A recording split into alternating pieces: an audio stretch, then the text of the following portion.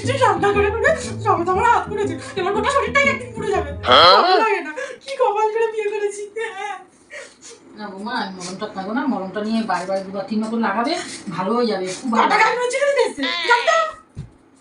দুপুরবেলা হাত পুড়ে গেল, তাও কারোর কোনো মায়া দয়া আছে? সেই সন্ধ্যেবেলা আবার গ্যাসের সামনে রুটি করতে পাঠিয়ে দিল। নিজের মেয়ে হলে পারতো, কোনোদিন পারতো না। পরের মেয়ে তো কোনো মায়া দয়া নেই কারোর, ভালো লাগে না। এ বাবা, রুটিটা পুড়ে গেল। কিছুক্ষণ পর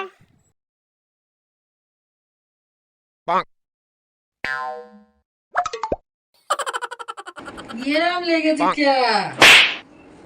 বৌমা, ও বৌমা, কি হয়েছে? রুটিটা এরকম খেতে লেগেছে কেন? রুটিটা পুড়ে গেছে, কি করবো বুঝতে পারছিলাম না। আমার ওই দুপুরে হাত পুড়ে গেছিল, আপনি যে মলমটা লাগিয়ে দিয়েছেন, ওই মলমটা আমি রুটিতে ঘষে দিয়েছি। আমি তো ঠিকঠাক রুটি করতে পারি না, সেটা তো আপনি জানেন, তারপরেও আমাকে ঢেলে ঢেলে রুটি করতে পাঠালেন, কি করবো?